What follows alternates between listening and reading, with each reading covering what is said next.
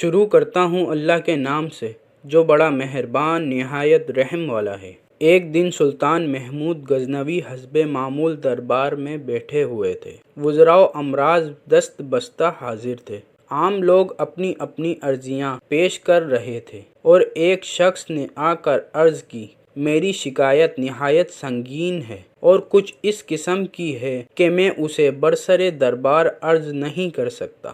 سلطان یہ سن کر فوراً اٹھ کھڑے ہوئے اور ساحل کو خلوت میں لے جا کر پوچھا کہ تمہیں کیا شکایت ہے؟ ساحل نے عرض کیا، ایک عرصے سے بندگان عالی کے بھانجے نے یہ طریقہ اختیار کر رکھا ہے کہ وہ مسلح ہو کر میرے مکان پر آتا ہے اور مجھے مار پیٹ کر باہر نکال دیتا ہے اور خود جبراً میرے گھر میں شب بھر داد عیش دیتا ہے۔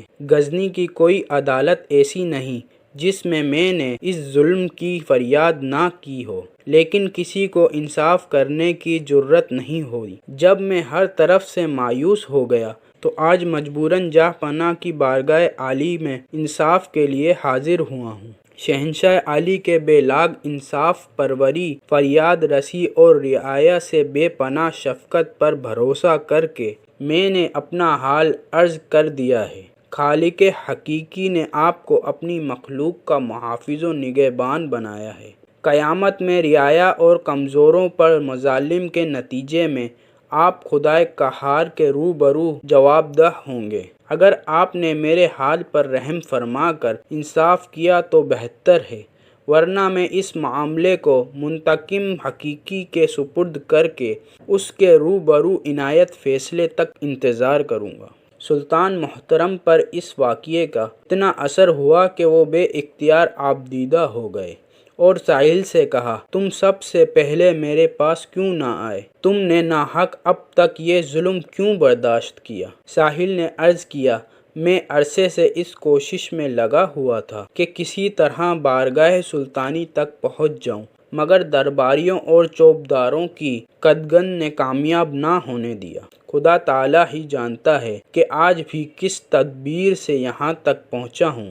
مجھ جیسے غریبوں اور مظلوموں کو یہ بات کہاں نصیب ہے کہ جب چاہیں بے دھڑک دربار سلطانی میں حاضر ہو جائیں اور سلطان کو اپنے درد دل کی کہانی سنا سکیں۔ سلطان نے ساحل کو اطمینان اور دلاسا دے کر تاکید کی کہ اس ملاقات اور گفتگو کا کسی سے ذکر نہ کرنا، اور جس وقت بھی وہ شخص تمہارے گھر آئے اسی وقت مجھے اس کی اطلاع کر دینا۔ میں اس کو ایسی عبرت ناک سزا دوں گا کہ آئندہ دوسروں کو ایسے مظالم کرنے کی جرأت نہ ہو سکے گی۔ ساحل نے عرض کیا، مجھ جیسے بے کس و یار و مددگار کے لیے یہ کیوں کر ممکن ہو سکے گا کہ جب چاہوں بلا کسی مزاحمت کے خدمت سلطانی میں حاضر ہو جاؤں اور مطالعہ کر سکوں۔ سلطان نے یہ سن کر درباریوں کو طلب کیا اور ساحل کو ان سے روشناس کرا کے حکم دیا، یہ شخص جس وقت بھی آئے ہمارے پاس پہنچا دیا جائے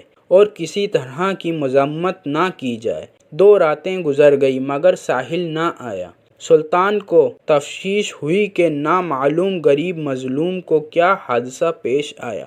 وہ اسی فکر میں پریشان تھا کہ تیسری رات کو ساحل دوڑتا ہوا آستانہ شاہی پر پہنچا۔ اطلاع ملتے ہی سلطان فی الفور باہر نکلا اور ساحل کے ہمراہ اس کے گھر پہنچ کر اپنی آنکھوں سے وہ سب کچھ دیکھ لیا جو ساحل نے اسے بتلایا تھا۔ پلنگ کے سرہانے شمع جل رہی تھی۔ سلطان نے شمع گل کرا دی اور خود خنجر نکال کر اس کا سر اڑا دیا۔ اس کے بعد شمع روشن کرائی۔ مقتول کا چہرہ دیکھ کر بے ساختہ سلطان کی زبان سے الحمدللہ نکلا اور پھر ساحل سے کہا کہ تم اطمینان سے اپنے گھر میں آرام کرو، اب انشاءاللہ عز و جل تمہیں کوئی تکلیف نہ پہنچے گی۔ میری وجہ سے اب تک تم پر جو مظالم ہوئے خدا کے لیے انہیں معاف کر دو۔ یہ کہہ کر سلطان عالی وقار رخصت ہونا ہی چاہتا تھا کہ ساحل نے دامن پکڑ کر عرض کیا، بندگان عالی نے جس طرح ایک مظلوم کے ساتھ انصاف فرمایا حتیٰ کہ اپنی قرابت داری و خون کا بھی متعلق خیال نہ کیا، اللہ تعالیٰ آپ کو اس کی جزائے خیر عطا فرمائے اور اجر عظیم عنایت فرمائے۔ اگر اجازت مرحمت فرمائی جائے تو ایک بات معلوم کرنا چاہوں، وہ یہ ہے کہ آپ نے پہلے شمع گل کرائی اور پھر روشن کرا کر مقتول کا سر دیکھ کر الحمدللہ فرمایا اور اس کے فوراً بعد پانی طلب فرمایا، اس کا کیا سبب تھا؟ سلطان نے ہر چند ٹالنا چاہا مگر ساحل کے اصرار پر اسے بتلانا پڑا۔ شمع گل کرانے کا مقصد یہ تھا کہ مبادا روشنی میں اس کا چہرہ دیکھ کر بہن کے خون کی محبت مجھے سزا دینے سے باز رکھے، اور الحمدللہ کہنے کا سبب یہ تھا کہ مقتول اپنے آپ کو میرا بھانجا بتا کر تمہیں شاہی تعلق سے مرعوب کر کے اپنی خواہش نفسانی کو پورا کرنے کے لیے راستہ صاف رکھنا چاہتا تھا۔